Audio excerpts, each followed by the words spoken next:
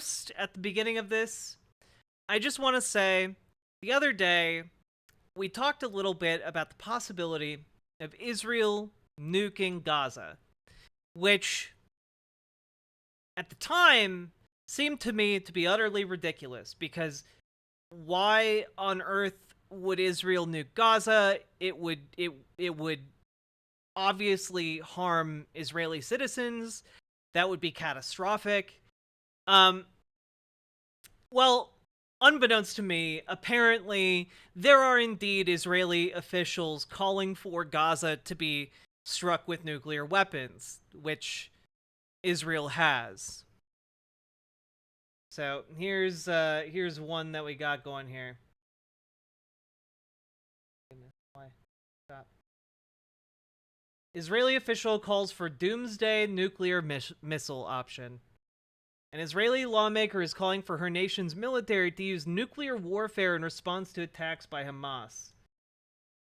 Revital Tali Gottlieb, an Israeli lawyer and member of the Knesset for the Likud, and again, the Likud are the fascist party in Israel, published multiple posts advocating for a forceful retaliation following a surprise attack on Gaza on Saturday. At the head of the militant Palestinian hands of the militant.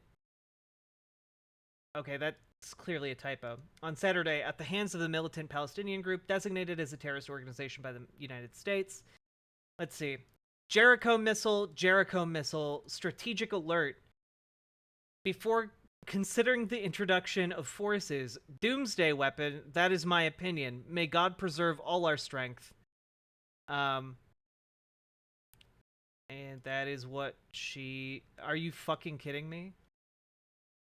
I love when they link in an article to just like the hashtag of the concept of Twitter instead of the actual Twitter post. Cool. Another post says, I urge you to do everything and use doomsday weapons fearlessly against our enemies, adding that Israel must use everything in its arsenal. On Tuesday, she continued with her calls of urgency. Only an explosion that shakes the Middle East will restore this country's dignity, strength, and security. It's time to kiss doomsday, shooting powerful missiles without limit, not flattening a neighborhood, crushing and flattening Gaza, without mercy, without mercy. So, again, just to reiterate, the Likud party are fascists, and they are calling for the complete liquidation of Palestinians. They want the utter destruction of Palestine. And yes, Doodlebird makes a really good point. 50% of Gaza's population are children. The average age of a Palestinian in Gaza is around 18 years old. Like 18 to 19. Depending on where you look, it can even be lower. It's hard to measure. Yet, most of the people in Gaza are actual, literal children. And these politicians will just call for their mass murder. No reservations. And there's some really great reporting going on the ground in Gaza right now. Specifically, I want to call out Youssef D. Hamash, who is reporting on the ground for Channel 4 News.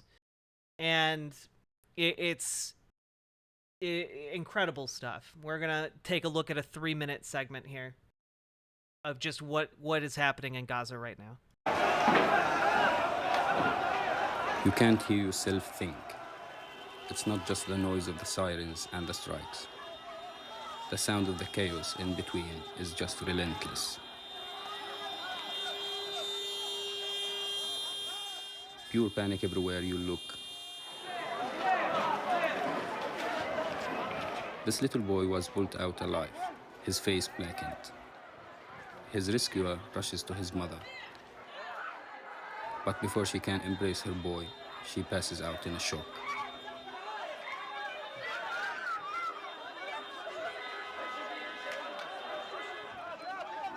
Any car becomes an ambulance. This woman is driven off before the boot can be shut. We've been told to get out, but where do we go? And how do we get there? There are more than 2 million people living here. Almost half are children. Families are rushing, trying to make plans. Every second matters.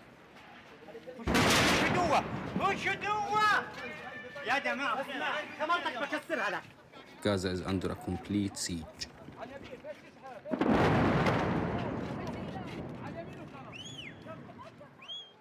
No water, no food, no electricity, and no escape. It's too hard. Some almost give up. But you can't stand still for long.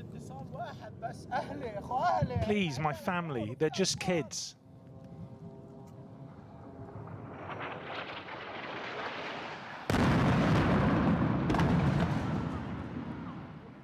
We are not strangers to war, but how it feels this time. It's hard to find the words. It feels like the world is collapsing. Many are confirmed dead, even more are missing. This woman cannot find her son.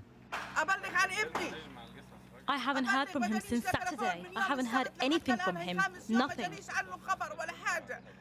Here is the family. They're gathering all together, also in a place far away from the window.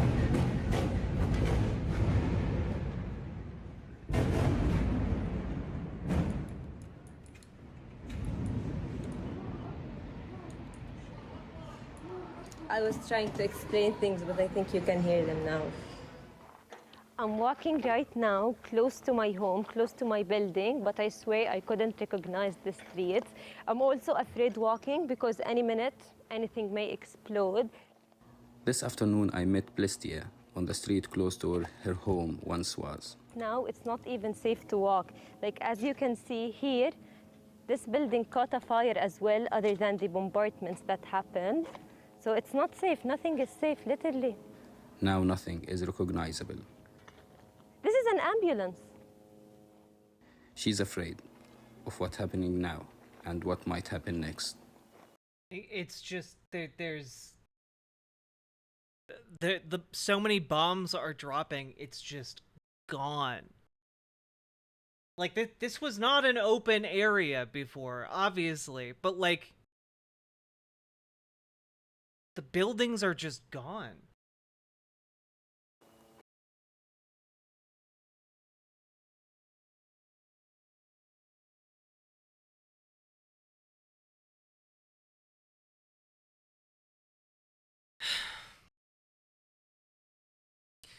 Yeah, Valhalla Vidya, like the thing is, this isn't the worst of it.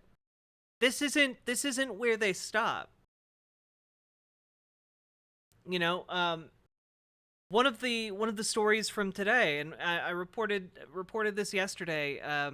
Over 100,000 troops have massed on the border of Gaza, and all indications are that Israel is going to engage in a massive ground invasion of Gaza, the Gaza Strip.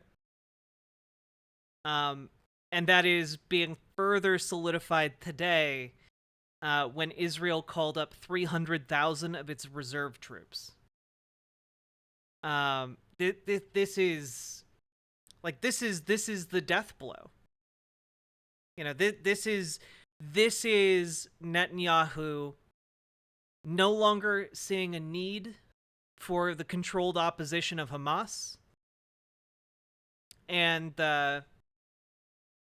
well, seeing it as an opportunity to unite the country by doing one of the worst ethnic cleansings of this century. And by the way, that is a best case scenario if it's just an ethnic cleansing, which is one of the most horrible things I possibly could have said. That is one of the relatively good outcomes. It's looking right now like there could possibly be a humanitarian corridor opened up between the Gaza Strip and Egypt, which would be essentially the only way people in Gaza have to flee the violence. And yet, VCC TV, you have a very good point about not trusting that, specifically because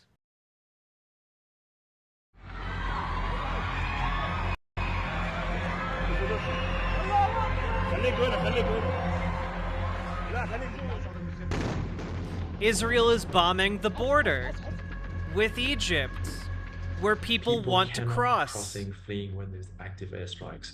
So again, the population of Gaza really have nowhere to go.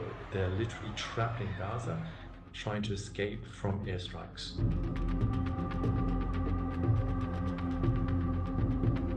This is literally the only border crossing that is not controlled by Israel. And they're bombing it.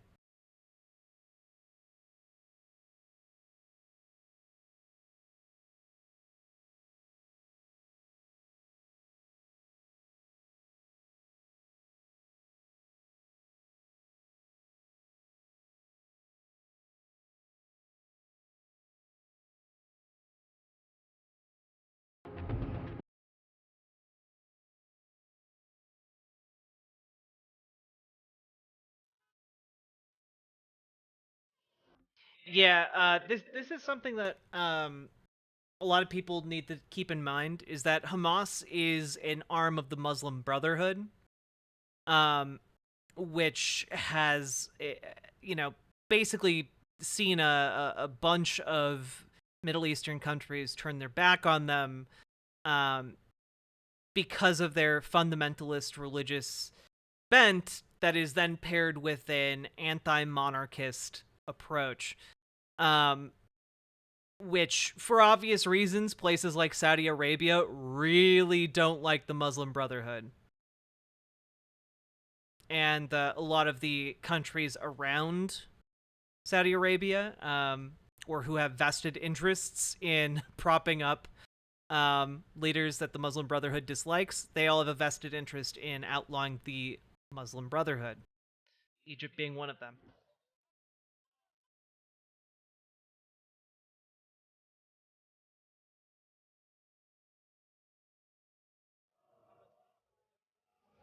Oh, yeah. Well, that's the thing. And GDA CDN, there's no good solution. The only reason I'm talking about the corridor being a potential solution here is that I think it opens up one of the least bad options, which is, frankly, an ethnic cleansing of Palestinian territory. Like, what form of government do they want to replace the monarch? I think, like, theocracy. They're fundamentalist religious zealots. But the alternative is that they are all trapped there and get slaughtered. It's the only way for them to leave. Otherwise, they just get bombed and die en masse. So, like, yeah, on the one hand, it does turn them all into refugees who lose all of their belongings and stuff. On the other hand, they don't get massacred. Which is, again, the corridor hasn't even opened yet, so it's just kind of like... at this point, right now, there is no refugee scenario because they all just die in Gaza. Yeah, the horrific part about this is that the ethnic cleansing of Palestinians is a best-case scenario.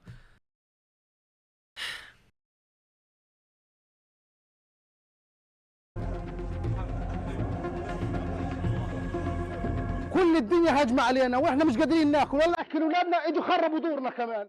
مش عارفين نعيش وين بدنا نروح.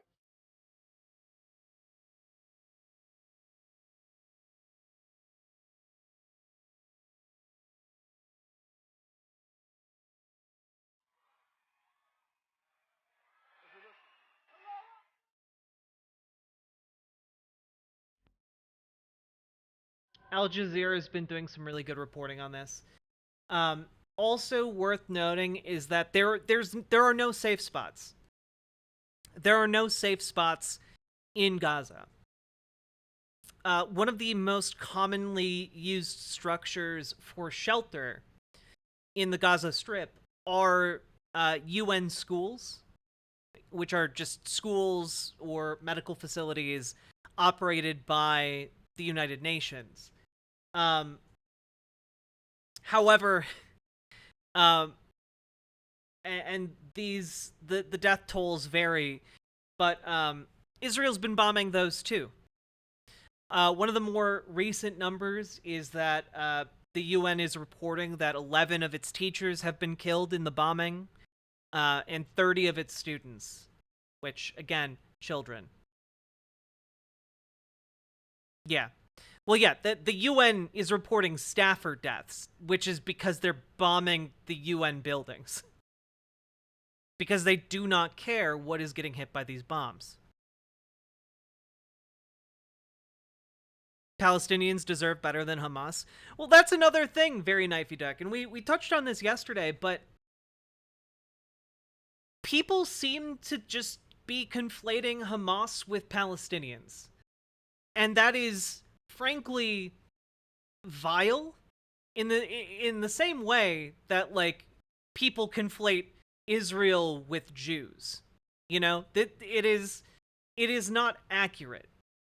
You know, it just isn't.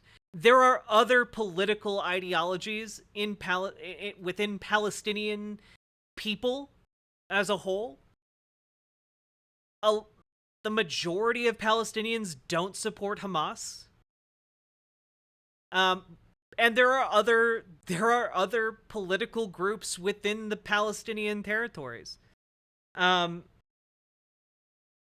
We saw Mustafa Baghouti the other day. He's the leader of PNI, which is the Palestinian Nationalist Initiative, or Palestinian National Initiative, something like that. But the PNI is one of the major political parties in Palestine. And it is an explicitly peaceful organization that pushes for a two-state solution using peaceful methods. Well, yeah, that's the thing, Somniostatic, is that Hamas is a deliberate creation by the Netanyahu government, by the fascists in power in Israel. I think maybe conflating Zionism with Judaism is a good analogy. No, it's not. Or wait, yes, sorry. I misread what you... Yes, sorry. Misread what you meant.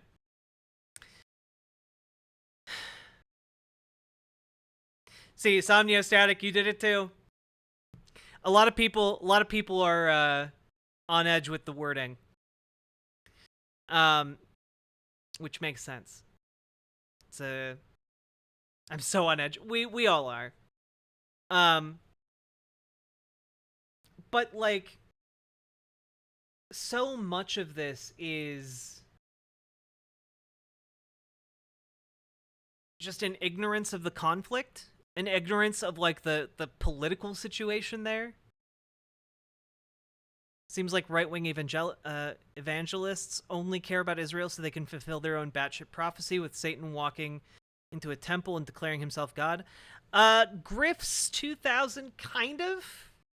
Yes, you will actually see some people in the comments in my videos sometimes posting about, I don't agree with what's happening down there, but I believe in Jesus Christ, my Lord and Savior, and I believe that he is going to raise up the temple in Jerusalem, and it's gonna be the rapture times. Like, people literally think that.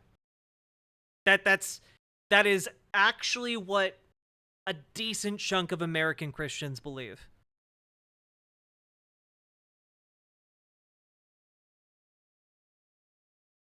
And so they're willing to support genocide. They are willing to, facilitate the slaughter of innocent people in order to see if they can bring their religious prophecy to life, which also would involve the slaughter of innocent people after that. But, it's not their innocent people, so it's okay.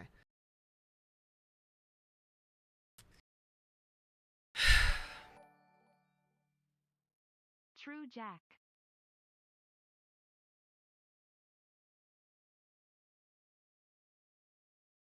Yeah, a lot of people in America are just ignorant as hell. And they frankly just are like, oh yeah, I remember 9/11. 9/11 happened and I got mad at those Afghanistanians. And we had to go to Afghanistan to stop all of the Taliban and the Osama bin Ladens and whatnot. This is just like that. Except it's not in any respect. I grew up pretty Christian and had never heard of any of the prophecy stuff. Oh yeah, I grew up in a very evangelical Christian home. And there are a lot of books, like if you're interested in reading like an example of it, Hal Sparks? No, that doesn't. One second. Hal Lindsey. That's right. There is a book called Late Great Planet Earth by Hal Lindsey. And it's essentially it's essentially all about this. It's about this guy, Hal Lindsey, who claims that he had a revelation from God, and that the end times prophecies in the Bible, in Revelations, are all related to current events, and will allow you to predict the future if you just accept that truth. And that at the end of all of these prophecies coming to fruition will be the rapture, where all Christians are vanished off the face of the earth. And if you're not a Christian, sucks to suck. Time to live through the time of tribulations, bitch. Where everything on earth just sucks for like 7 years, 10 years, I forget how long. This book came out in 1973, and by 1990 it sold 28 million copies and was very, very popular. So, yeah.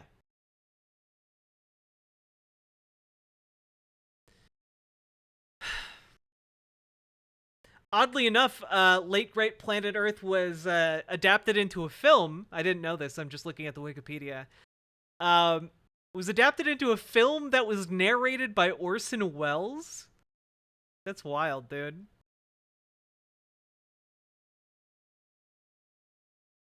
Can we get Orson Welles reading? Orson Welles.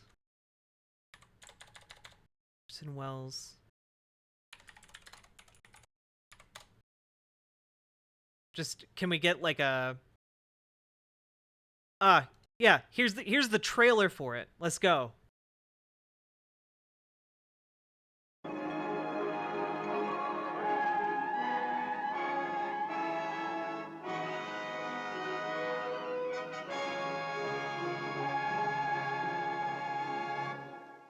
I'm speaking to you today from the last battlefield on planet Earth.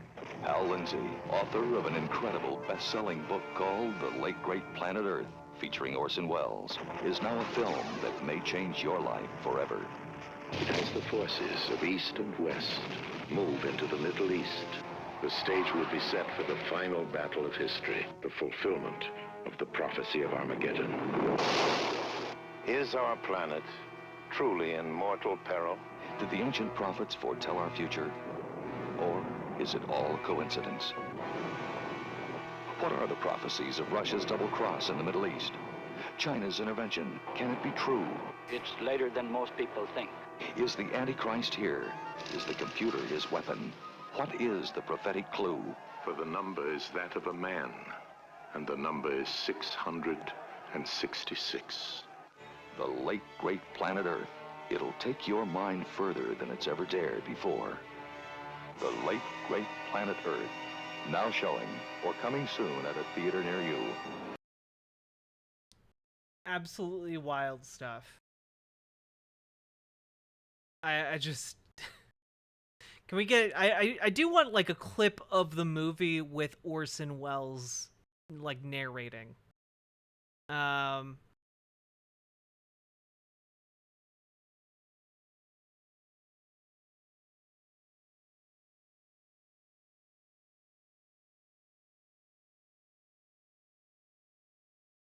Oh, you can watch it on Amazon Prime. Oh, look! Look, everybody! It's listed as a documentary! It's real life!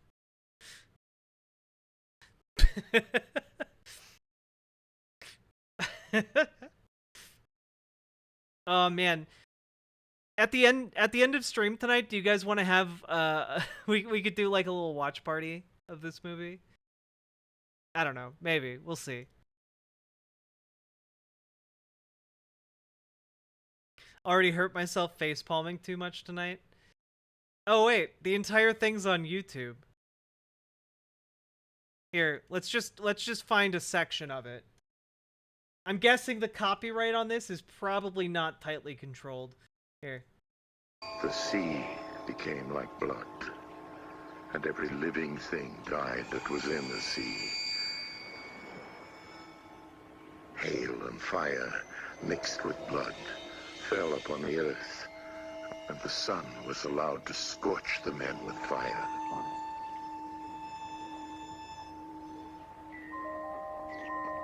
And I saw the spirits performing signs to gather the kings of the world together for war in the place called Armageddon.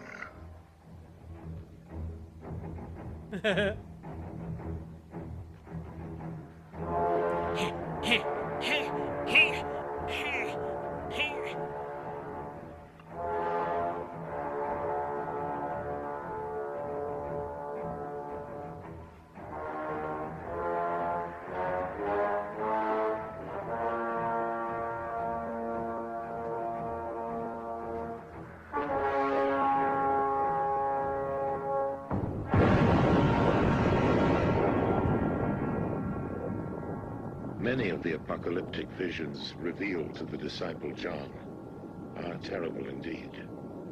70% of all the prophecies written in the Bible have already been fulfilled. Oh, shit. If the visions of the disciple John are truly prophetic, the remaining events are expected to be fulfilled in our lifetime. Why did Orson Welles do this? I think he had a lot of financial trouble towards the end of his life.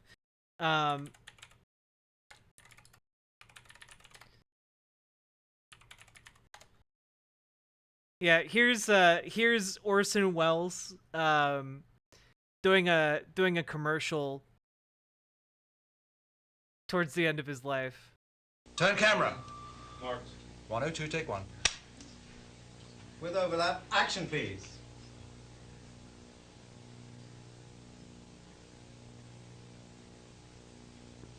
Action Orson, please. You just do anything?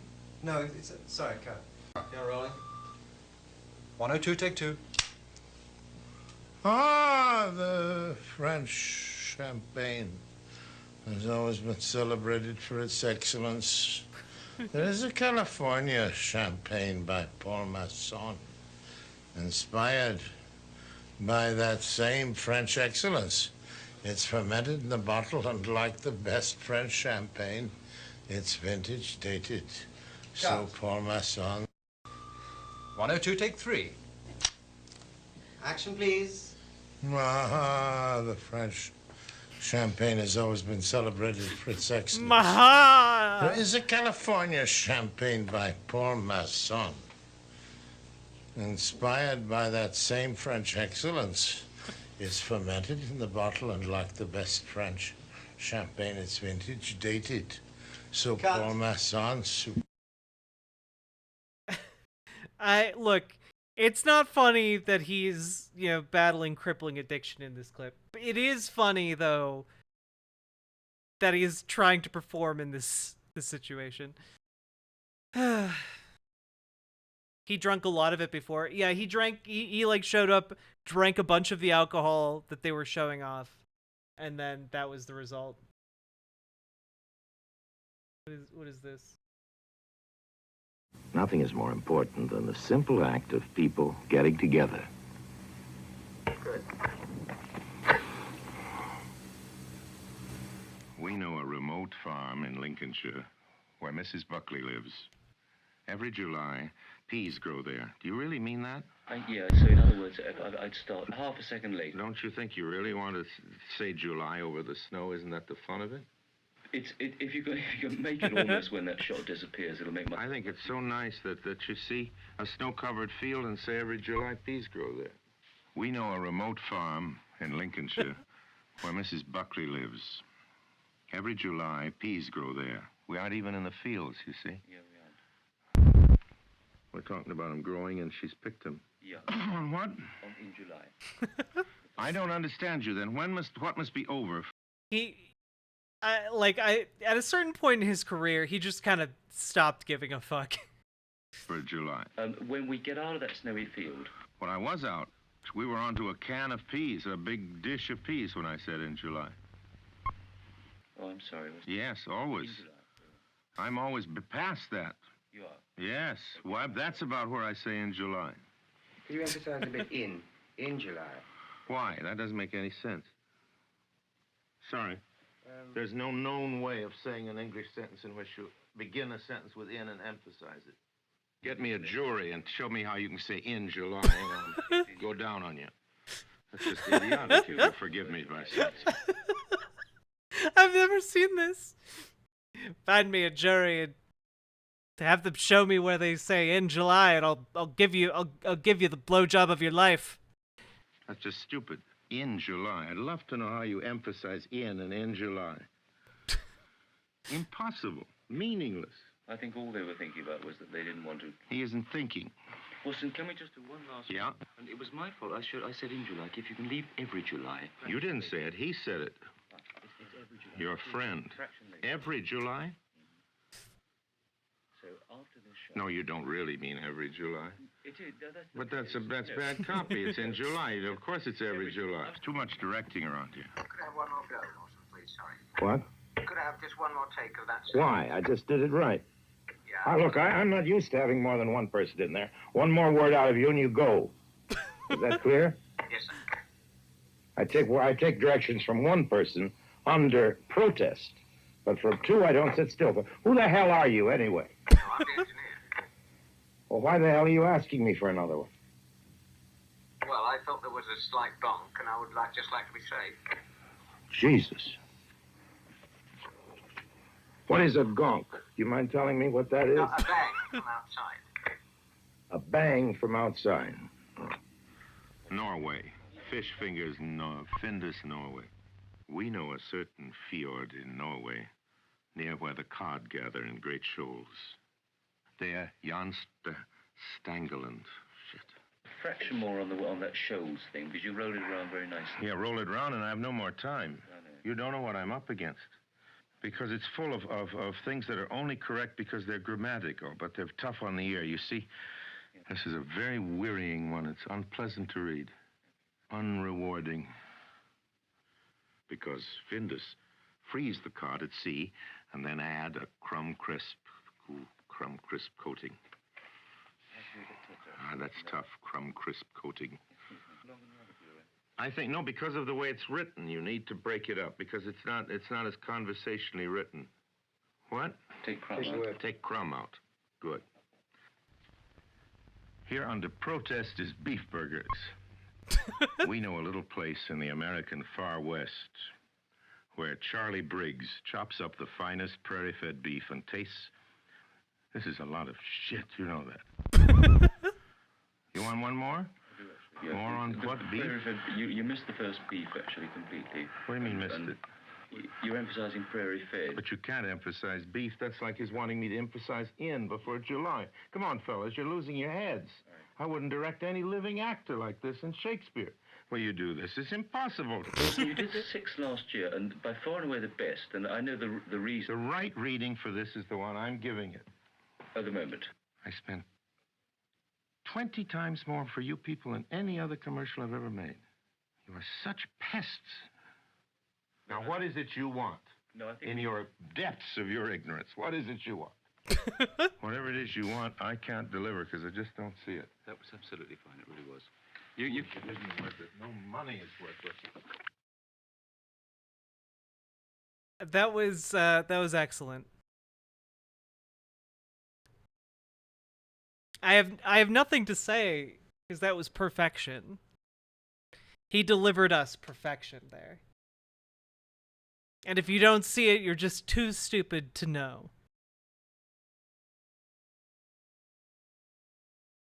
Well, that was a fun little little aside.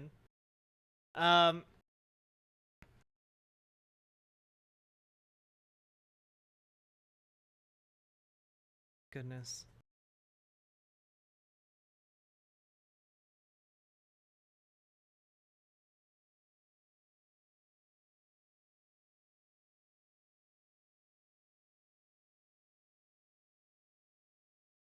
All right. Now, one of the things that has been somewhat overlooked recently is exactly why the United States is moving and positioning and doing the things it's doing, right? When it comes to the Hamas-Israel conflict, right? So apparently, a lot of people on the left saw a news story about Joe Biden dispatching an aircraft carrier strike force to the Middle East. And assumed that strike force was there to attack Hamas, which is silly. That's just silliness.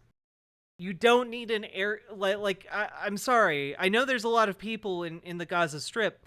You don't need an aircraft carrier strike force for that. Okay?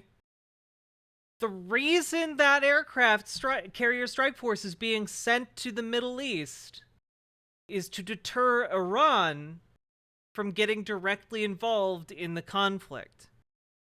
Because there's a very real possibility here of a wider scale regional conflict developing, and that aircraft carrier strike force is there to prevent that from happening. It is there as a deterrent for any other power deciding they want to get involved. Lebanon as well, yes.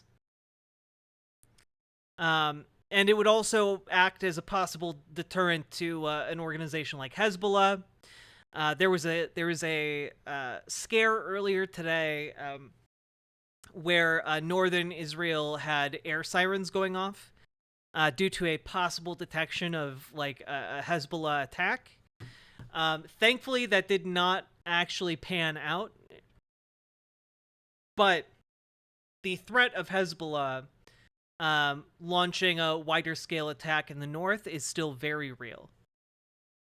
So, and remember, like, Iran is not Iraq or Afghanistan. It is a country that is very well prepared to do war. And it is a country that is basically impossible to invade. So if they got involved into this conflict, it would be a long, drawn-out, and extraordinarily destructive war. So, yeah, the point of the repositioning of military, assets around the Middle East is not so that the United States can get boots on the ground in Gaza. It's specifically to deter a wider regional conflict. Oh no, yeah, Valhalla Video. We covered it yesterday, and yes, they absolutely were coordinating, and are coordinating currently. To what degree is unknown.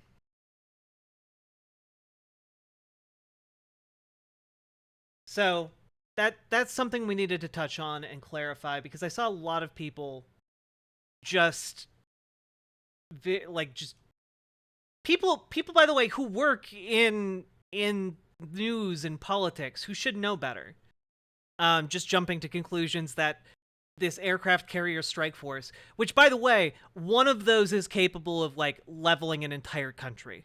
Okay? Like they are significant.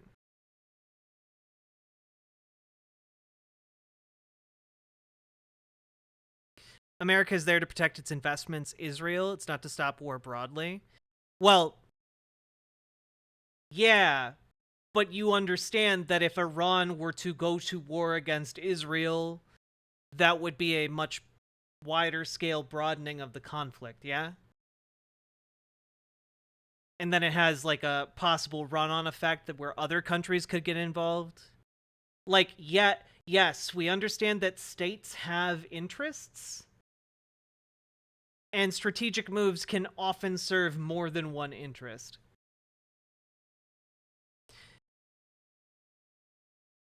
I don't think it's... I'm sorry. What part of the strike force is being moved there to prevent Iran from engaging in the conflict was unclear. Yes, it has the byproduct of defending Israel, an ally, but it also preserves the stability of the region, economically and physically. That, like, it has a lot of knock-on effects. Well, am I not articulating this well enough? So if Iran is involved, other countries would then possibly get involved? Yes. Also, it has the potential to destabilize a lot of other parts of the Middle East for a variety of reasons. And that would have a variety of ramifications for US interests as well. Which is, you know, a shorter way of saying that is just they're moving their military assets to prevent the widening of the conflict. It's not because the United States has a heart full of gold and is just a selfless act of defense. I would never fucking say that. And I hope you don't expect that from me. Because if you do, I'd be fucking angry.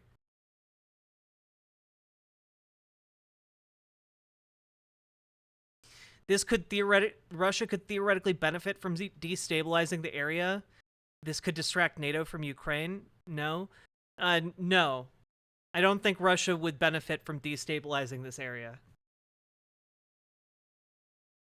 Also, NATO would not be distracted by this. NATO would still be in effect. I want to see more blind nationalism. I'm sorry.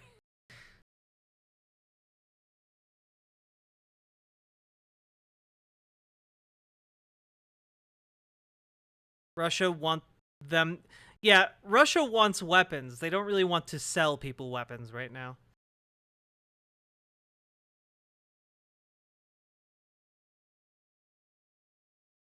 If it turns around, it can't see you. Yeah. Oh, God.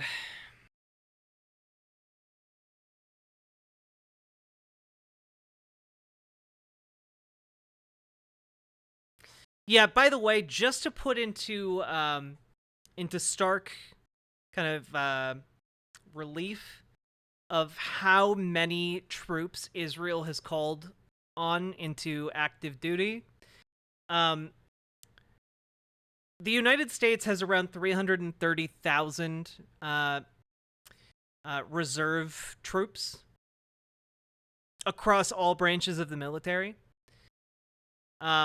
Currently, there are 100 to 150,000 active troops called up along the border of the Gaza Strip.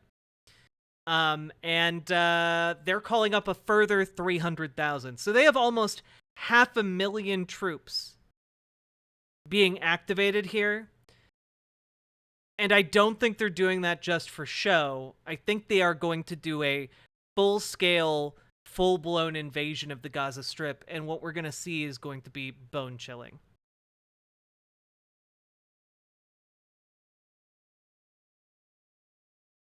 The only people who benefit from this are the stakeholders of the military-industrial complex. I mean,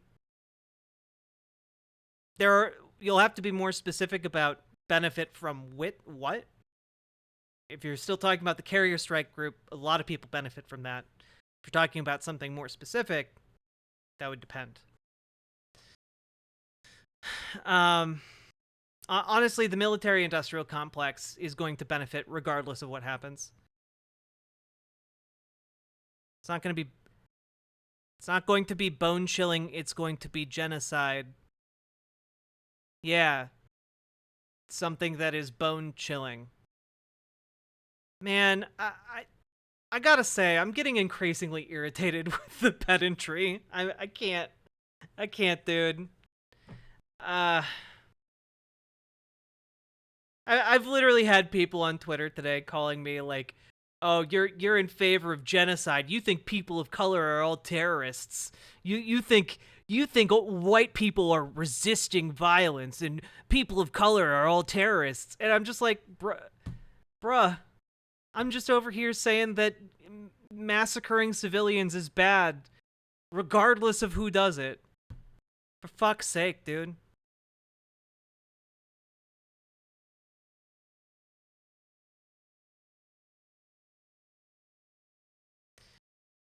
It's not Twitch chat in particular. It's everybody. Everybody is being cringe.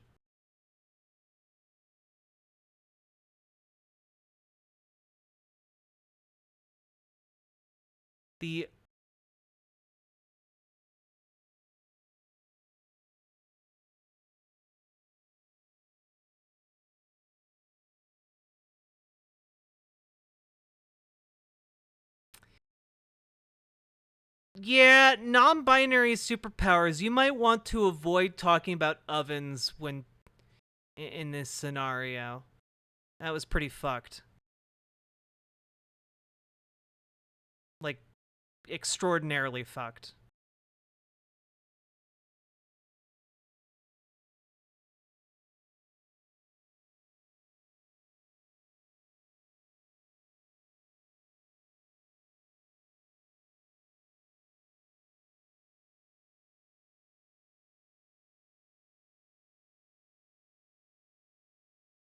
Can't imagine the loss of life for the ground invasion and America is complicit? Absolutely. Again, if you guys are motivated to stop this, one of the best ways to influence Israeli politics and Israeli political action is to get involved in politics of America. To elect more progressive representatives who aren't going to take money from groups like AIPAC and who are going to call for an end to the apartheid.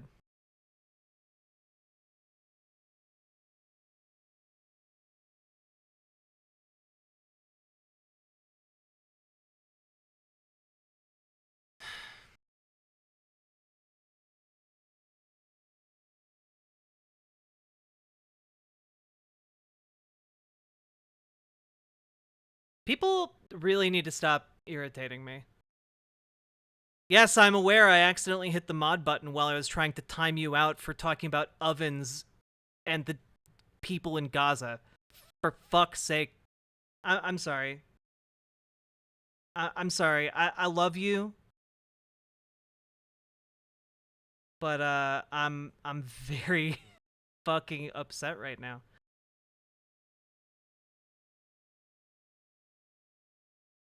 There we go.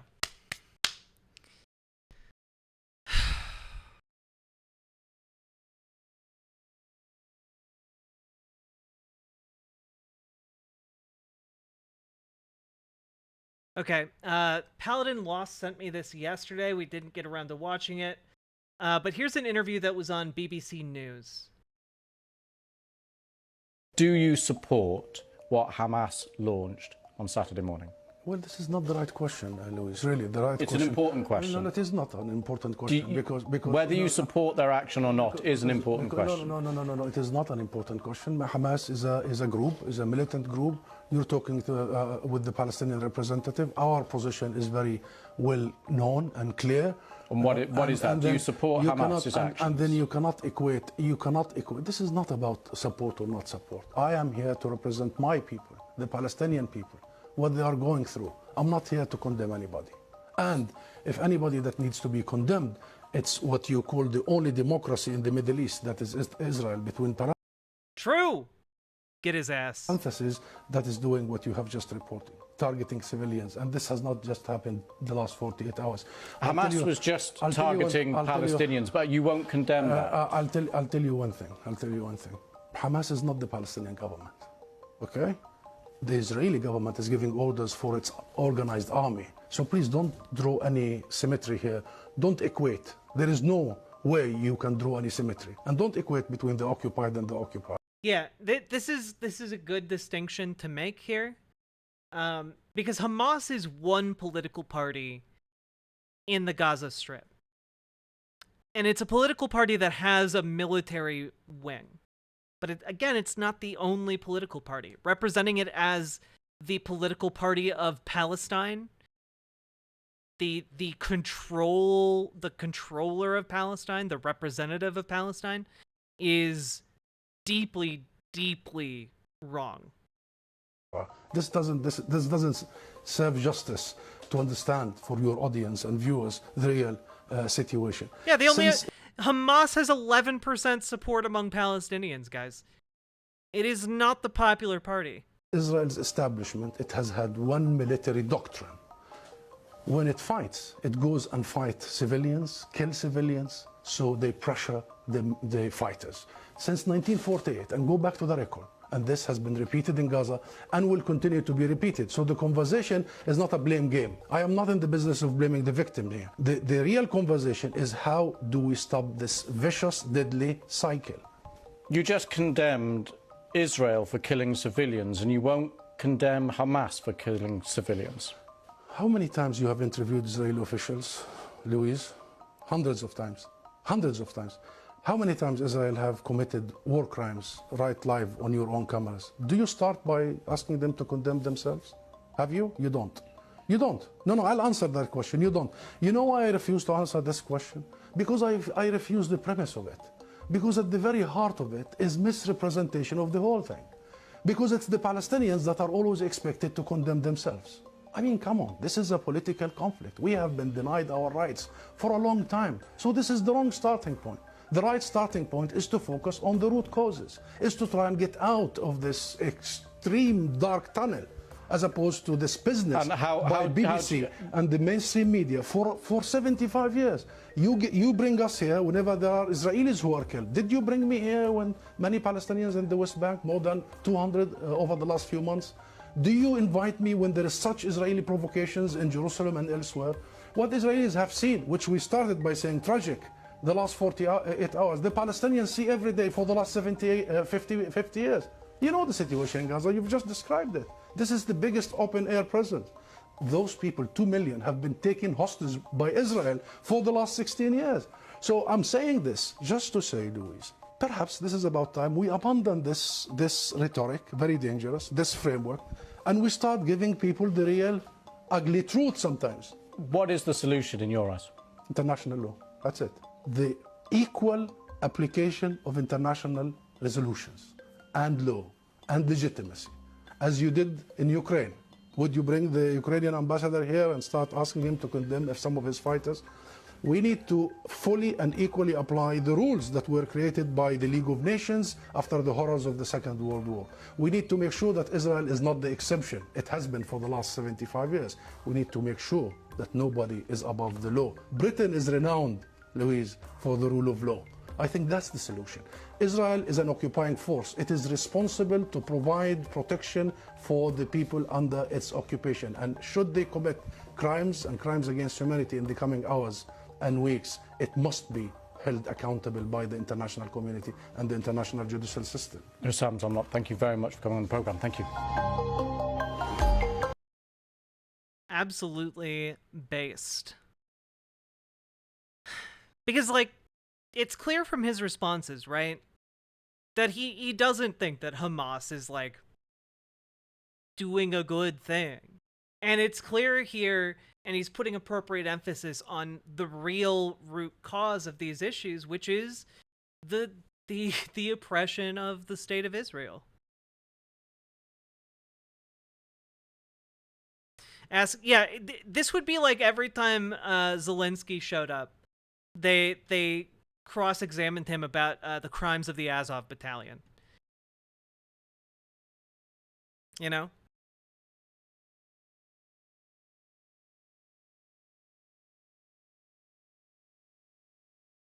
Mini Piers got his ass whooped. Yeah. And here's another interview here with this same guy. Mission to the UK. Thank you very much for joining us, Mrs. Omlot. You know, we've heard about the carnage caused by Hamas, and now, of course, there's more than 800 dead in Gaza, including members of your own extended family. Do you know what happened to them? They were just sitting at their home, and they were simply bombarded. Their entire building was brought down. My cousin, Aya, her 2 children, her husband, her mother-in-law, and 2 other relatives died immediately, were killed instantly. And 2 of her youngest children, a twin, 2 years old, are now in intensive care. This is truly heartbreaking. And the issue here, Kirsty, is that they have no bunkers, they have no Iron Dome, they have nowhere to go. They are simply sitting ducks for the Israeli war machine. I'm sorry for your own personal loss. I mean, can I just be clear, though? You cannot condone the killing of civilians in Israel, can you, nor the kidnapped families? No, we don't condone, and we are very clear, Kirsty. Dude just keeps getting asked every single media appearance. We reject any targeting or harming of civilians. Like this guy literally just talked about losing an entire branch of his family. And the first thing she asks and says to him is, do you condone these massacres? From all sides. And you are talking to a Palestinian representative, official, the ambassador that I represent my government, the PLO, the national movement of Palestine, and we have been committed to this for 30 years, not just today or yesterday, for 30 years. Since the signing of the Oslo Accords, we have committed to non-violence, we have committed to negotiations, as you know. Yes, and so this is nothing new. That's why this question, we have done everything in our power to find a different path. But we have a situation now, as you heard there from Mark, that Hamas may be an empty threat, threatening to kill hostages. Do you condemn that kind of action? Listen, hostages... Jesus, can she ask one question that isn't just, do you condemn? Do you condone? Must be protected and must be made safe and kept safe. Absolutely, this has no discussion whatsoever. We must return the moral high ground, and Israel must immediately cease targeting civilians. And by the way, Kirsty, allow me to say this. This is an Israeli military doctrine. They call it the Iron Dome. Whenever there is such an incident, they go after the civilians to pressure the fighters. So you've heard one of the Israeli we know there's been a lot of strikes just 2 minutes ago. He wanted to starve the people in Gaza. He wanted to cut electricity and water. These are war crimes, collective punishment. So there is a possibility that both the UK and the European Commission will cut aid to Palestinians. What's your reaction to that? That would be very, very counterproductive, and it doesn't serve anything. They will do exactly what is Israel doing. They will do exactly the collective punishment and punishing the people who has nothing to do with this. My cousin is not Hamas. In fact, her husband works for the Palestinian Authority, the opponents of Hamas. These kids, 4 years and 2 years, have nothing to do with Hamas. Everybody, including these silly ideas in the world, are punishing the people that have nothing to do with this. And we know that children very young are also have died in Israel. So, in your view, is this... I'm not gonna lie. the amount of restraint he has in this interview to not just lunge at her and throttle her on camera. Again, like, he's talking, like, right after those kids were blown to bits. I could never. A contained but appalling conflict between Hamas and Israel? Or do you think Hamas want to widen the conflagration? No, it's Israel now that wants to widen the scope. It's Israel. But Hamas might want this whole area to be destabilized. Well, Hamas is a militant group. We are the government. Israel has a government. There is the international community. The first and the most important priority now is to stop this madness, the atrocities immediately, and to learn the lessons. So this is the like I'm sorry, like. And I know I've like put a lot of emphasis on the civilians that were killed in this Hamas attack. Like, we talked about it. There's no excuse to justify the violence against civilians. But what is about to happen, and what is currently happening to Gaza, is an exponential version of that. They have 450,000 troops waiting to go in to Gaza. You think that's not escalating and widening the conflict?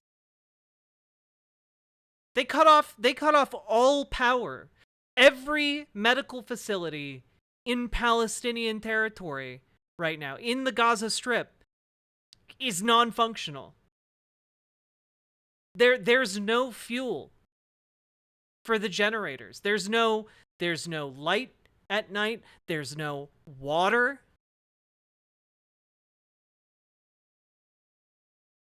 Who is widening this conflict? I think it's pretty clear. Where does this leave? Learn the lessons. But where does this leave? I mean, has Hamas delegitimized the argument, the campaign for Palestinian statehood? I mean, is it making the argument harder? How do you make that argument in these circumstances? I'm sorry, I don't represent Hamas here, and I know that. You know the differences we have and the issues we have. But it's not Hamas that derailed the two-state solution. It's the Israeli colonial settlements that did. It's the lack of international pressure and accountability. It's this logic that Israel is about. Which, by the way, the lack of international pressure and accountability is a direct result of Israel's relationship with the United States. Which, again, is why, if you want to influence Israeli politics, if you want to help end apartheid, you have to get involved with electing more progressive candidates here in America. That is the only way we can meaningfully pressure Israel into doing anything. Above the law and the exception to every rule. We need to learn the one lesson. You cannot bypass the Palestinian issue. It's been there for 100 years. There is a people that seek liberation and freedom, and do not underestimate the desire for freedom when people want it, and that has to be granted. Thank you very much, Mrs. Omlot, for joining us.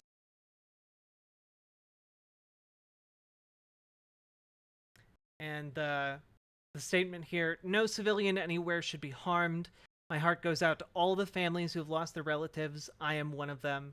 The way forward requires justice, not vengeance, courage, not prejudice, and peace, not war. The world must stop the carnage immediately.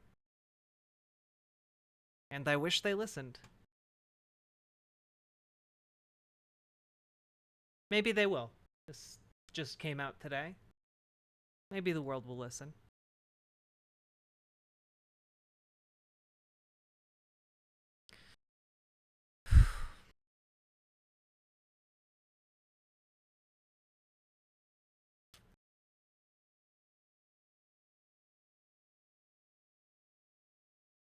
The lib-brained optics takes are so dumb. Yeah.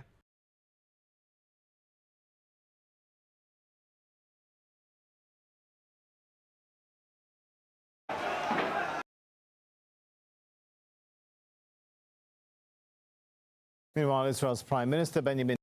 Okay, this brings us to, and I know this might be one of the most boring segments of this, but it is very important.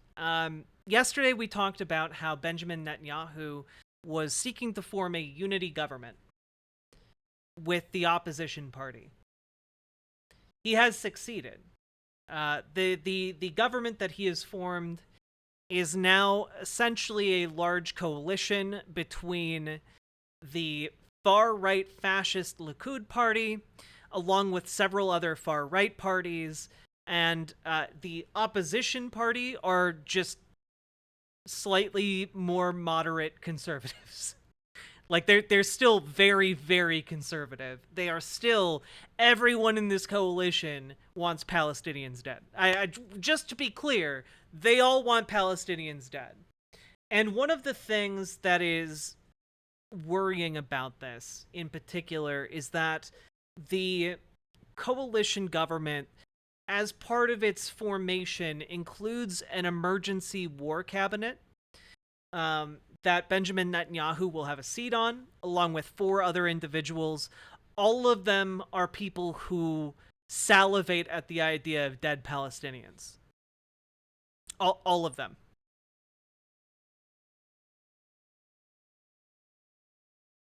This is the vehicle that makes things so much worse in the coming days.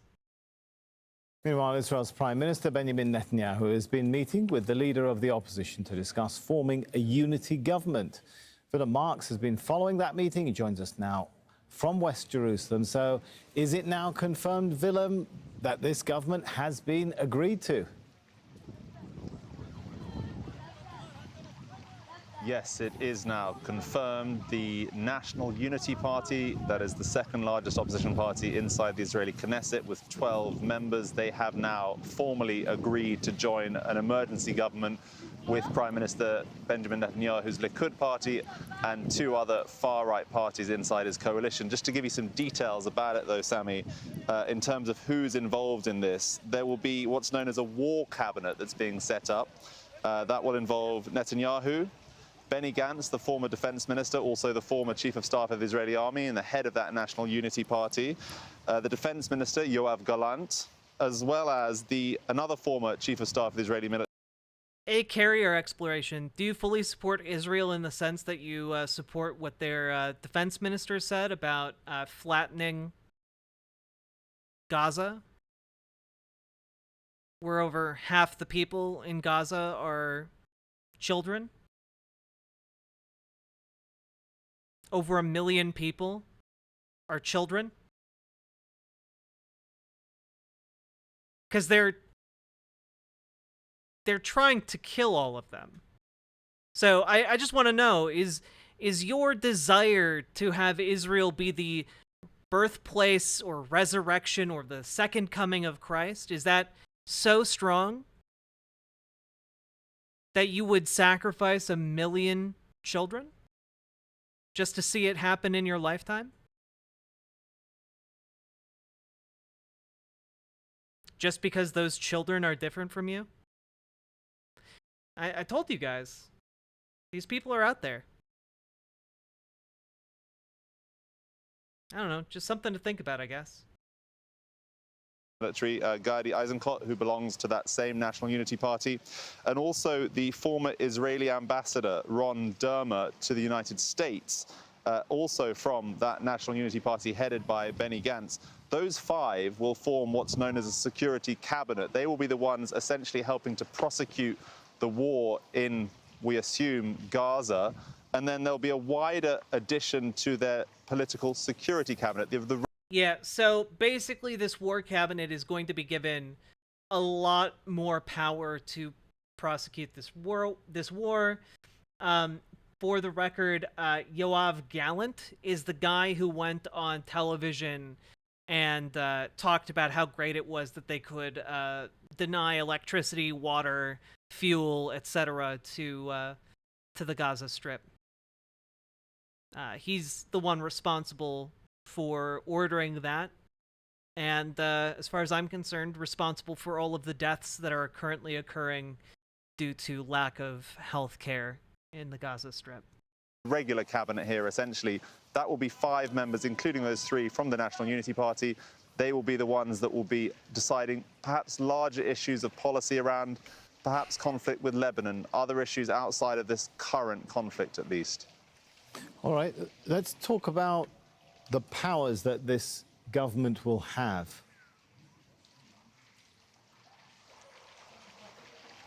This will be very much, Sammy, about how they strategize and how they execute on military orders. The idea there will be a smaller group of individuals, just 5 of them, inside that war cabinet, deciding what the Israeli military does over the course of the next days and weeks.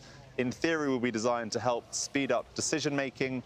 In practice, will mean there'll be perhaps fewer voices at the table who might have questions around the way things are being prosecuted.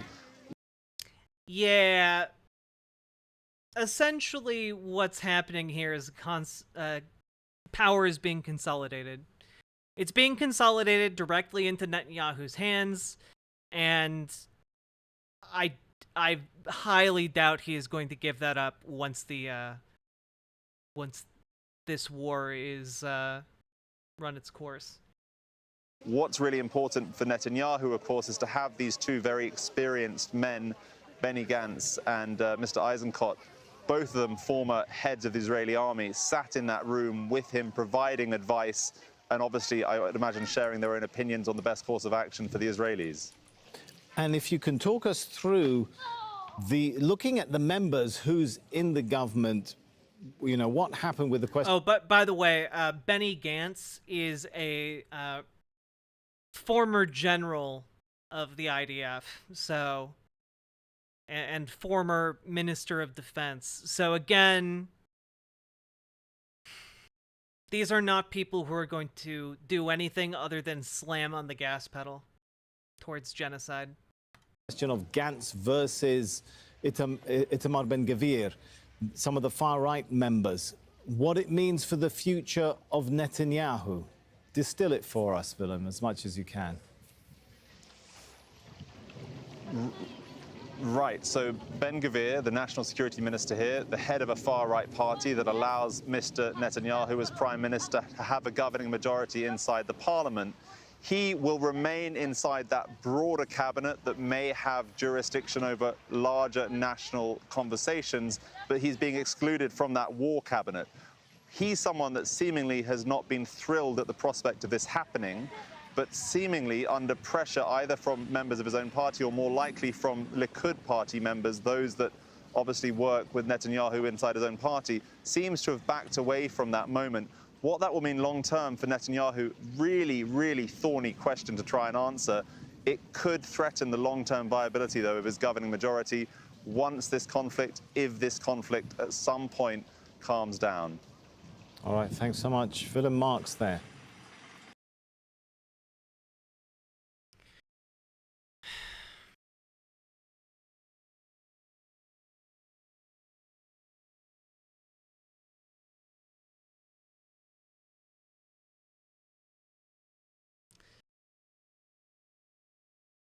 So the far right are kicking the Yahoo out of war decisions? No, actually the opposite. The far right are making almost all of the decisions, with the main concession to form this unity government was that General Gantz. All he wanted was a smaller ministerial cabinet committee that would run the war effort. So the war cabinet that is being described, where only 5 members are on it, basically it's that one moderate guy who is still very much in favor of killing Palestinians, and then 4 of Netanyahu's guys, one of them being Netanyahu himself. So this is the opposite of kicking Yahoo out of war decisions, actually. Yeah, this is a consolidation. Granted, Benjamin Netanyahu is walking on pins and needles, partially because he's worried that Gantz could pose a political threat to him following this conflict. But I'm guessing that since he's stepping more carefully, he's also going to be looking for an opportunity to knife his political ally in the back. So, something to think about.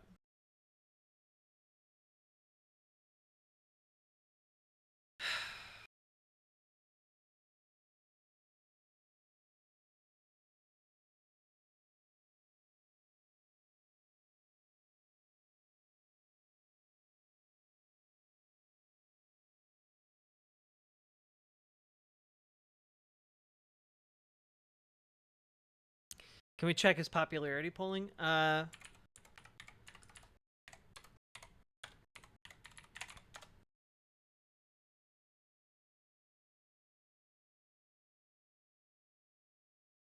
see.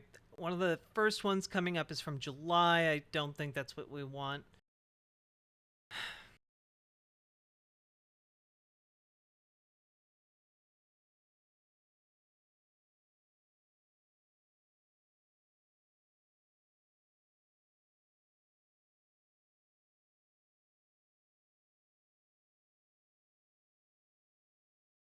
Let's see.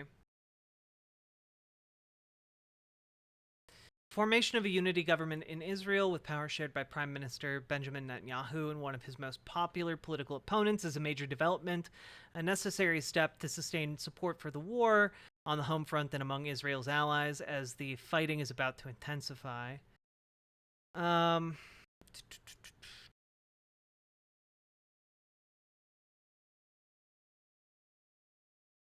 Yeah, Benny Gantz, a former Israeli defense minister and army chief of staff, whose party won more votes than Netanyahu's in the 2019 election, but failed to piece together a majority coalition. So he's technically a more popular figure with Israelis than Netanyahu, but was unable to have politically stitch together enough groups to win the majority.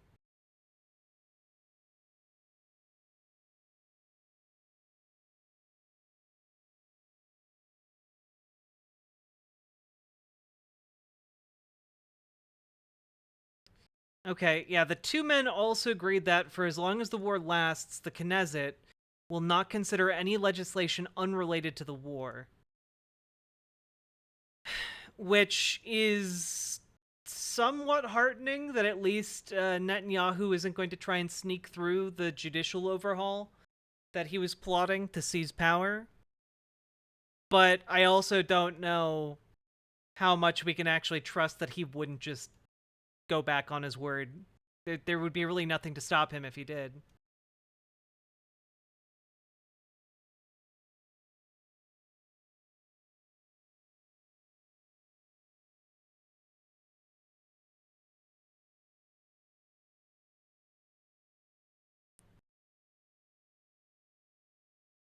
I can't find any direct polling. If anyone can find that, I would love to look at it.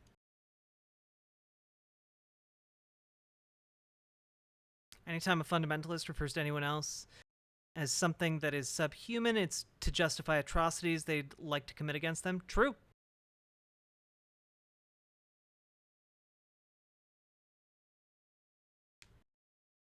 So full wartime government, which means he has full control. Yeah, essentially that, Valhalla Vidya.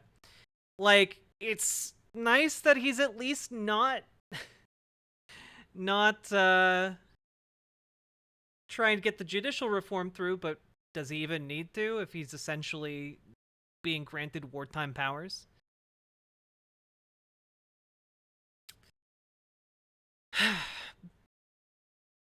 We also need to talk about Bernie Sanders' statement that he put out today, and my man does not miss. So I'm gonna read it out to you guys.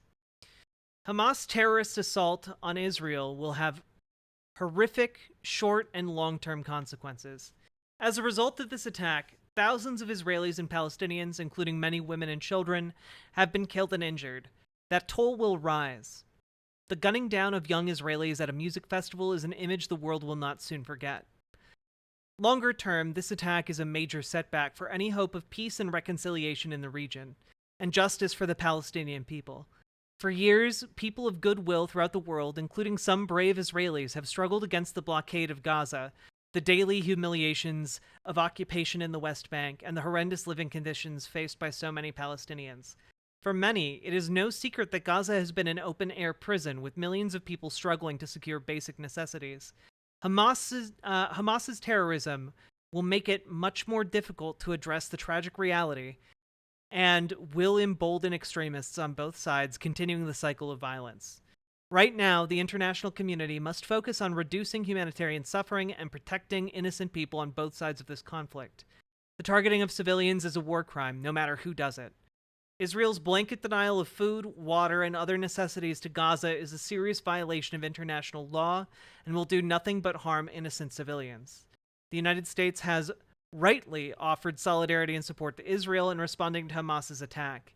But we must also insist on restraint from Israeli forces attacking Gaza and work to secure UN humanitarian access. Let's not forget that half of the 2 million people in Gaza are children. Children and innocent people do not deserve to be punished for the acts of Hamas.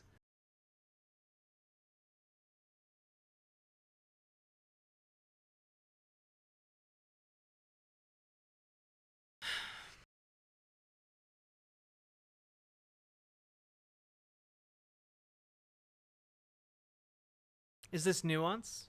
Right?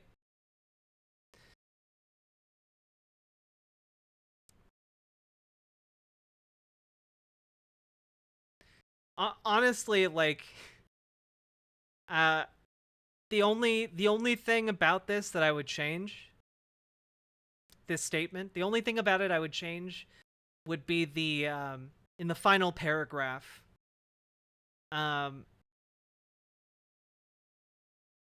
It's just restraint from Israeli forces attacking Gaza. I don't know that like any amount of restraint at this point is valid. The attacks are not being targeted on Hamas targets. They just aren't. They're leveling entire blocks of cities. You know, that is, if I was to nitpick this, and I think overall it's a great statement. Was it here that I saw the bombing of the Egypt border or elsewhere? Yeah, we played that briefly. Again, like, this is obviously Bernie Sanders is a politician. He has to put out a more carefully worded statement. But man, I can only imagine how frustrating it is to be a politician in these times. Remember when they called Bernie an anti-Semite? Yeah.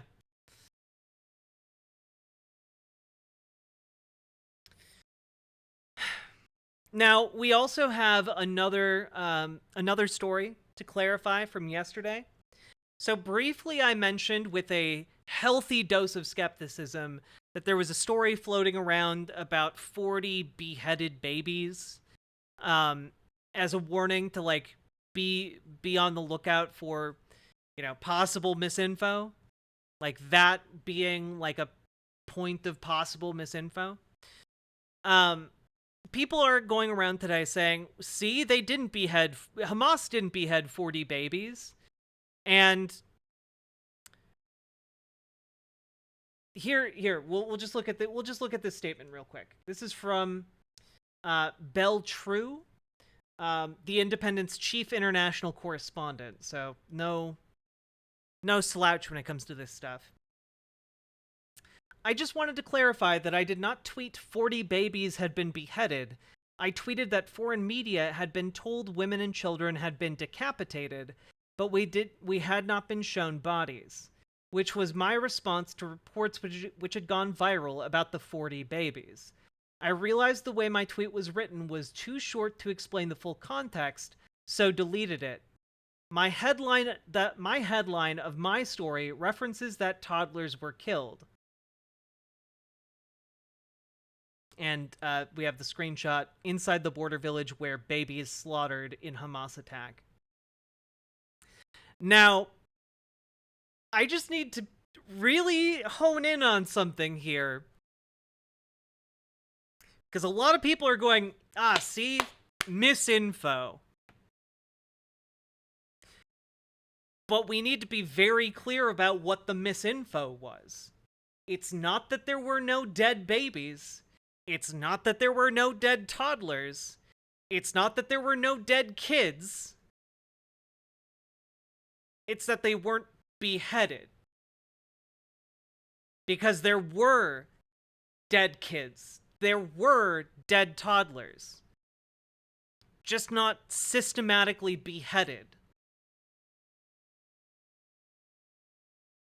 So, we need to be real clear here, because I've already seen people on social media going off about, like, oh, this has all been fabricated. The decapitation bit doesn't seem to be substantiated by the facts. The dead child bit, the dead kids, the dead babies, does seem to be substantiated.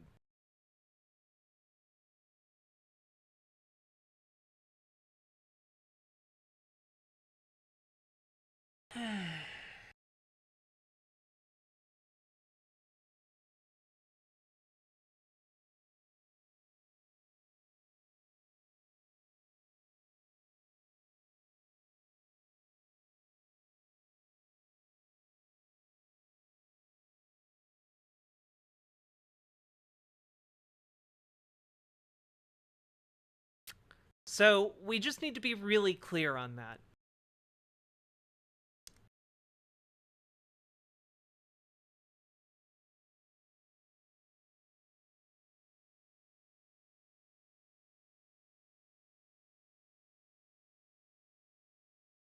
Alright, now it's time to get to the chuckle fucks. Here's Matt Walsh, talking about how actually, colonization is great. And of course this is on his mind because of the plight of the Palestinians. And of course, we aren't colonizers just because we happen to live in the United States. But also, we never should have accepted the premise that colonization is some sort of inherently bad, evil thing. It's actually a ludicrous premise. No matter what leftists meant when they say that they want to decolonize the West, the right should have opposed it on principle. That's because colonization, historically, has been a force for good throughout the world. It was the process of introducing the rule of law, public health, human dignity. Yeah, so just real quick, I know we're 40 seconds into this clip. Between the time people from Europe had landed on in the Americas and the end of that century, 56 million people had died. In fact, there have been studies done that correlate this massive dying off due to colonization with a drop in global temperatures. So many human beings died as a result of just the first century of colonization that the temperature of the entire planet dropped.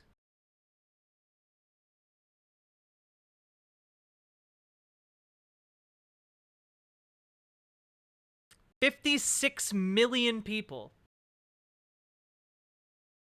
between first contact and 1600. That's not even, by the way, that's not even accounting for the mass murders and massacres that occurred during the scramble for Africa. That's not even accounting for the massive number of people who died in the colonization of the Asian countries. I was trying to think of the term for that. The Asiatics was like the word that came to my mind. I don't even know if that's correct. I don't even know if that's a word. Yeah, it's literally just the Americas and just the first several decades of contact.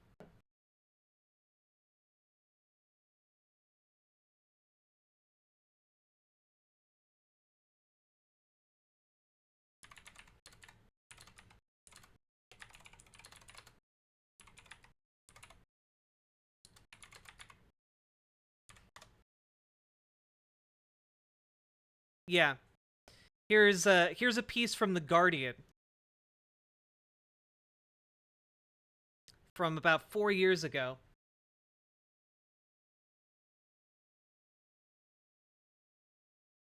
European colonization of America has killed so many it cooled Earth's climate.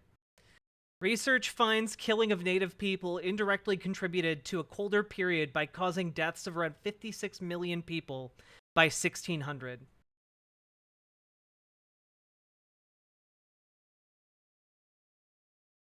The great dying of the indigenous peoples of the Americas resulted in a human-driven global impact of the Earth system in the 2 centuries prior to the Industrial Revolution.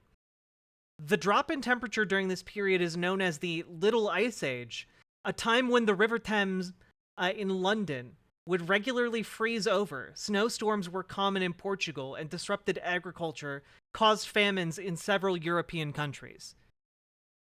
So many people died that rivers that did not formally freeze over started freezing over.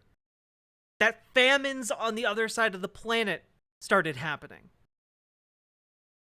And that's just in like the first 40 years of colonization.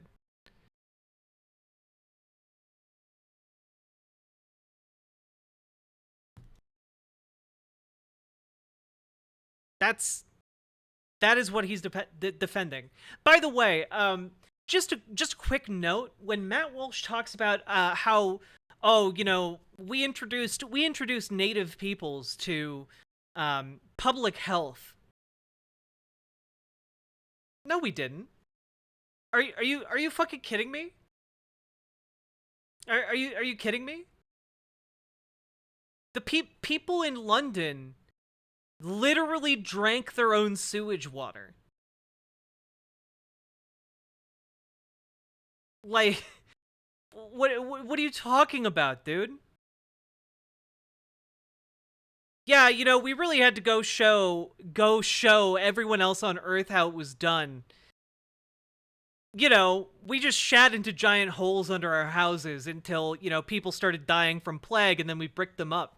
That's real public health. What are you talking about? Ella the Wobbly, socialist indeed. Baked Raymond Zeta, thank you very much for the raid.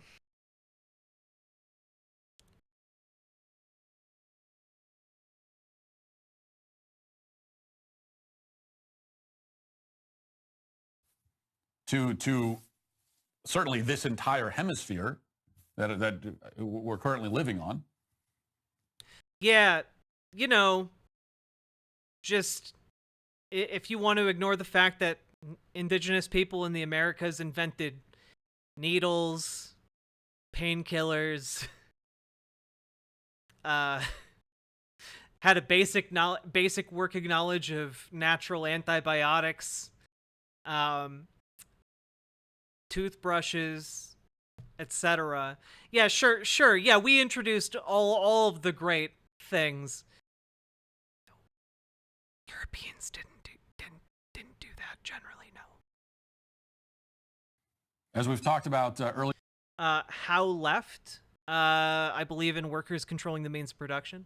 In the week before colonization, the natives were ripping the hearts out of children as offerings to their sun gods. Citation needed.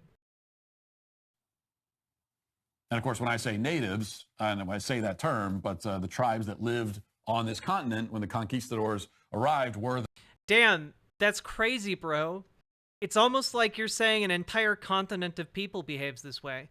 That's like me looking at people in London in the 1500s and saying, oh, so everyone in Europe drinks their own shit. That makes so much sense. What? Like, I'm an anarchist. That's fine.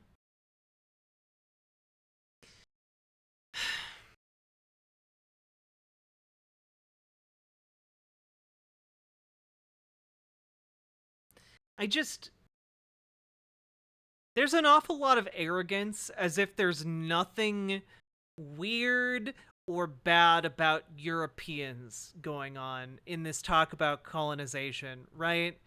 Like, I don't know. In Europe, there were people who killed peasants to bathe in their blood, thinking that they would stay forever young.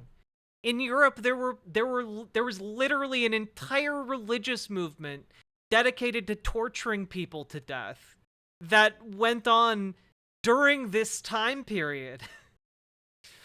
You know, like the Inquisition came up with horrific ways to torture people.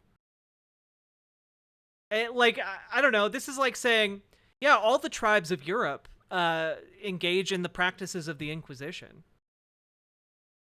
All of the you know, we all know that Europeans, you know, they just love breaking people's bones and tying them to wheels.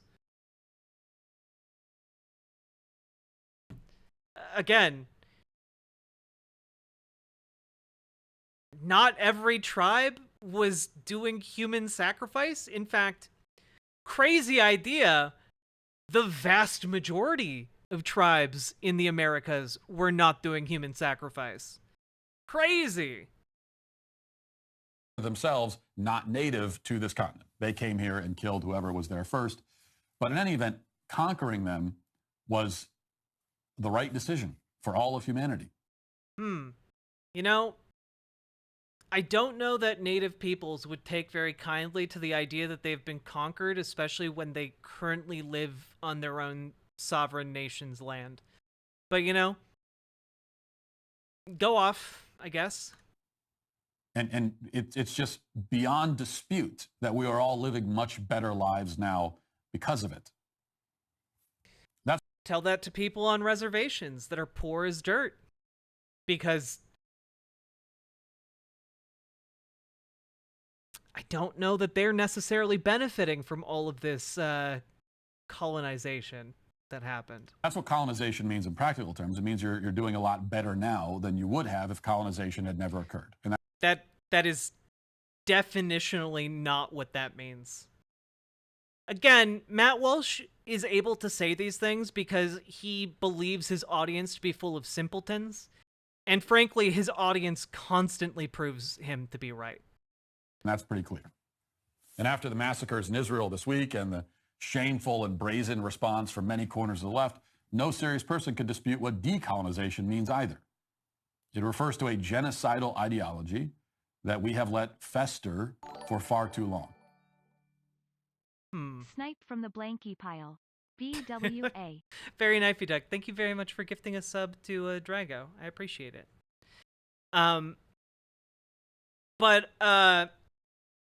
No, actually, decolonization does not, in fact, entail the mass murder of colonizers. Actually, that isn't actually what 99.9% of decolonization activists would tell you.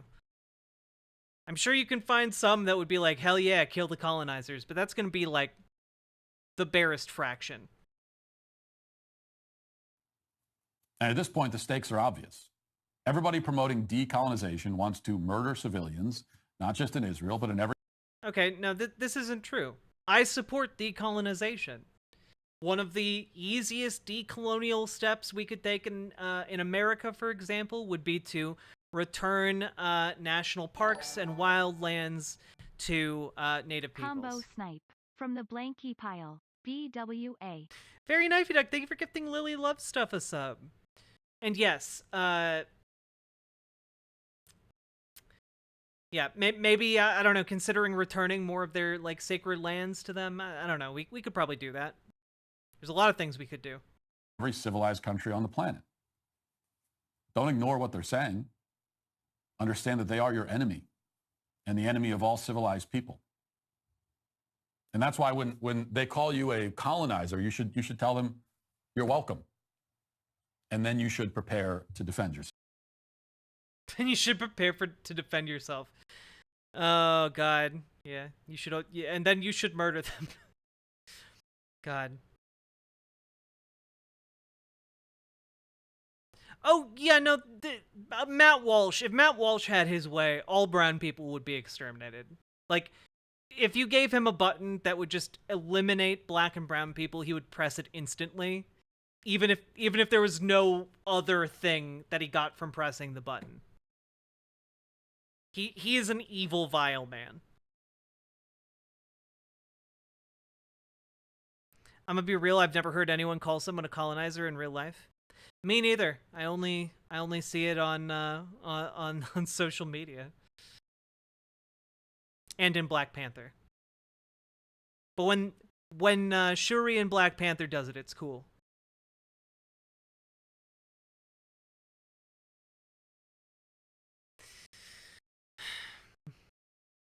The only button he would push faster would be the same button, but for trans people. Yeah. Dude's just evil. Speaking of... Drago! Pizza Hut never brought me my order, so Jack gets their tip instead. Peepo hug. Thank you for the $10 dono. I very much appreciate that. But speaking of evil, we also have this video that's been making the rounds. This is at a pro-Israel protest in New York City. And, well, you can guess that it brought out the worst people. Fuck Palestine! Palestine to my dick! What do you think the response should be from Netanyahu and the military to Gaza? Kill all Palestinians! All of them! Not one... Oh, by the way, this guy's a Nazi. Just to be clear, this guy is a neo-Nazi. Left from the river to the sea, Palestine will be deceased! And Israel need to do like this. You see? Now, Gaza. Like this. Gaza need to do like this. Or like this, but all this, Jewish. Two options. What do you think the response should be What do you to mean? Gaza? We gotta wipe them off the fucking map. I'm talking about every fucking planting them like a parking lot. Yeah, They're planting them out once and for there's all. Get rid of that. nothing else you can do. They proved to us that there's nothing else you can do. We tried, and we tried everything. It doesn't work. We have to wipe them flat off the fucking map. Again, like, no. That guy was not in Jew face. That was a fundamentalist Jewish person. I forget what is the term? God.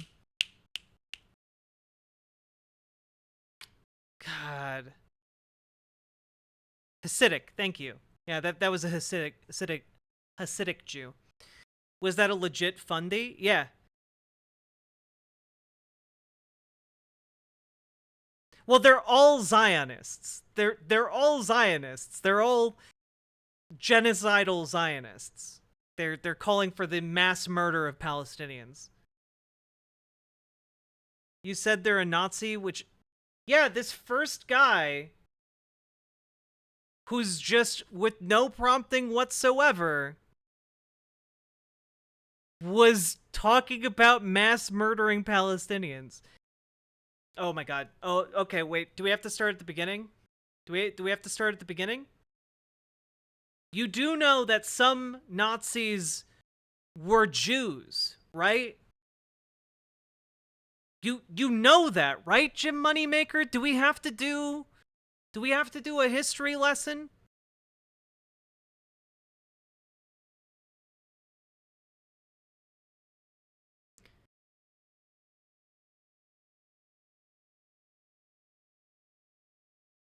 Do we have to do a history lesson for real?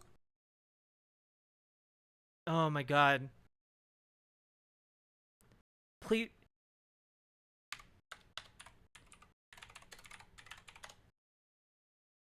Hey, so fun fact, back in 1933, 1921, there was an organization called the Association of German National Jews.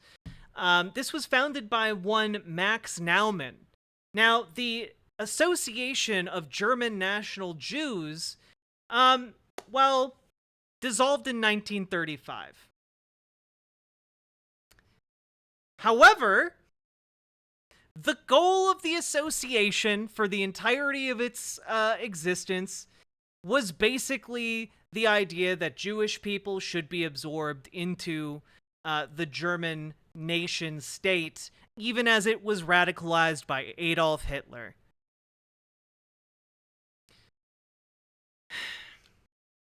Oh my god, dude. The association fought against such things as an international anti-Nazi boycott of German products, and basically said they were in favor of Hitler constantly. They thought the anti-Semitism, that's bad. Everything else, very good.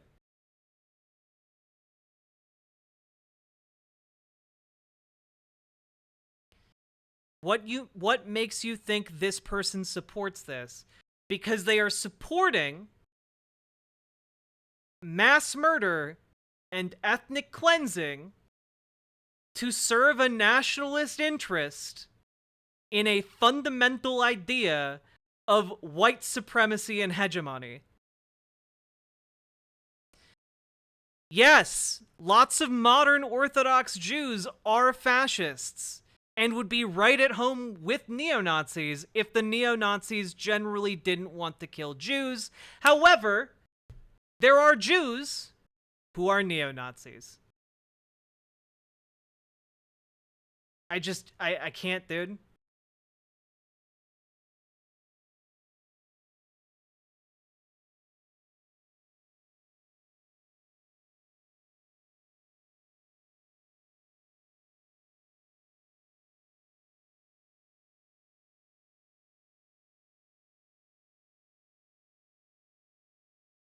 Anyway, the end of the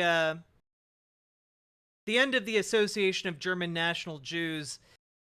Final paragraph here.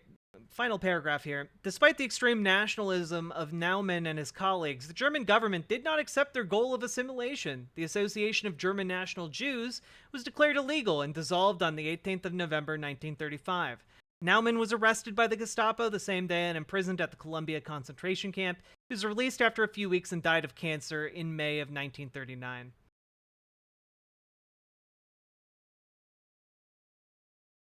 I don't like watering down terms. I'm literally presenting you an example of a organized group of Jewish people who actively supported Hitler, and you are saying I'm watering down the term.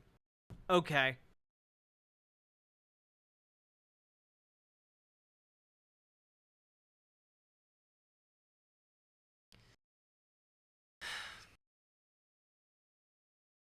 Don't all lives matter this issue?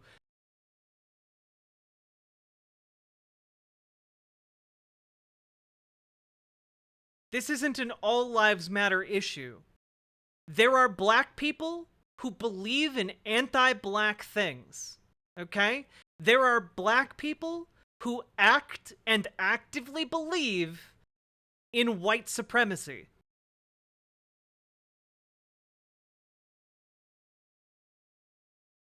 There are Jewish people who act and actively believe in neo-Nazi rhetoric, to the extent that it would be fair to call them neo-Nazis.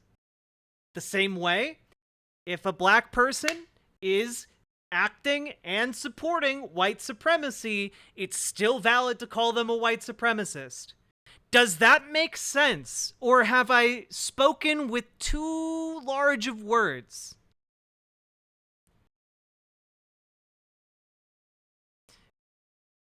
He hasn't said any anti-Jewish statement.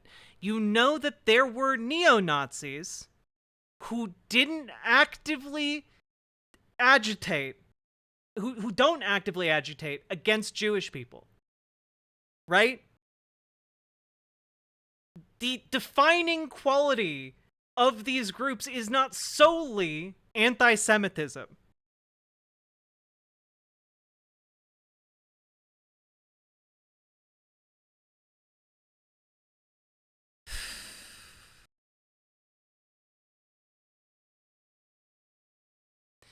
Right now, just to kind of give you an idea of why I'm upset here.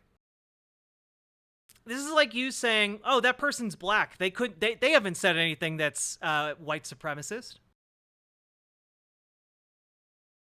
I said this person is a fascist, but unless I can prove this person is fine with anti-Semitism, he's not a Nazi.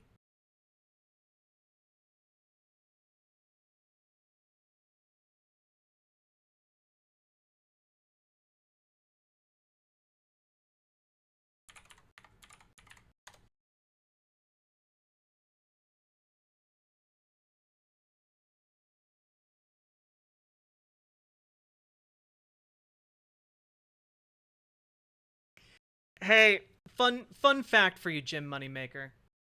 Here, let's just all take a look at the definition of neo-Nazism. Neo-Nazism comprises the post-World War II militant social and political movements that seek to revive and reinstate Nazi ideology. Neo-Nazis employ their ideology to promote hatred and racial supremacy, often white supremacy, to attack racial and ethnic minorities, often anti-Semitism and Islamophobia, and in some cases to create a fascist state. Now, did I stutter? Or does that not apply exactly how I used it?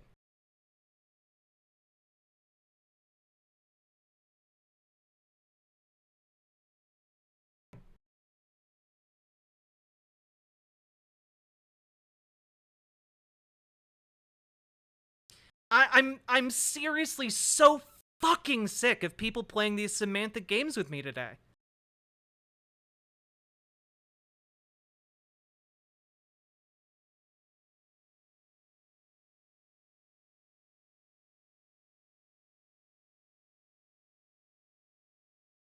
The definition itself says often includes anti-Semitism, and again, there isn't evidence that this is... Okay, Jim Moneymaker, fuck off. Fuck off. Fuck off. Nope, I'm not dealing with this anymore today. Well, you know, it says it often includes anti-Semitism, though. Fuck off. Congrats, you've successfully managed to make me angry. I've unbanned Jim Moneymaker from PasadaBot so many goddamn times. Fuck off, Jim. You pedantic little ass.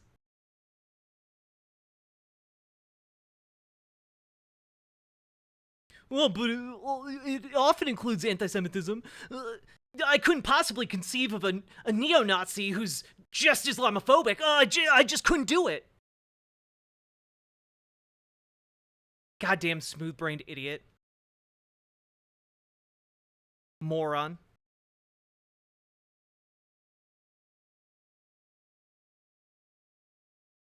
Disappointment in the sheets. No one that stupid is a good lay. Just saying. All of them! Anyway, yeah, I'm sure this guy, totally not a neo-Nazi. He's calling for the entire eradication of an Islamic minority, but sure, whatever. Now one left from the river to the sea, Palestine will be deceased. And Israel need to do like this. You see? Now Gaza, like this. Gaza need to do like this. Or, like this, but all this, Jewish. Look, we really need to make sure our terminology is 100% accurate for these guys. We need to make sure we're using the right words for these genocidal assholes. Otherwise, it might look bad. What the fuck are you talking about? Two options. What do you think the response should be to Gaza? We gotta wipe them off the fucking map. I'm talking about every fucking flatten them like a parking lot. Look, you need to be able to 100% accurately diagnose their political ideologies. Okay, that's what you need to be able to do. And if you can't speak for everything in this man's heart right here, how dare you call him any kind of ideology? You don't know what's in there. You don't know what's in his heart. He might be a really good human being. He might go out and volunteer every Sunday. He might be very pro black liberation. You don't know. How dare you put a label on him like that? Fuck off. Yeah, flatten them out once and there's for all. Just get rid of that. nothing else you can do. They proved to us that there's nothing else you can do. We tried, and We tried everything. It doesn't work. We have to wipe them flat off the fucking map, like a fucking parking lot. I'm not stopping till all Arabs are wiped out. I think now it's the time that we need to erase Gaza. There is people inside, our people inside, that kidnap, and now we need to kill all of them and free Israel. All of their belief is killing Jewish and killing and murder our people. Flatten it. Flatten Gaza.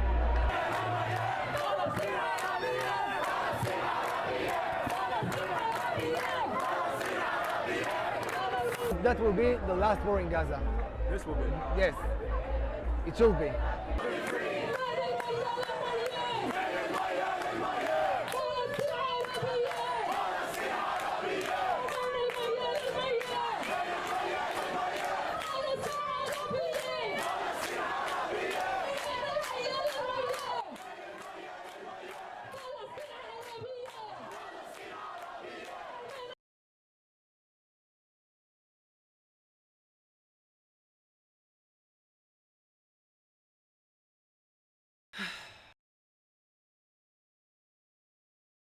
That made me a bit heated.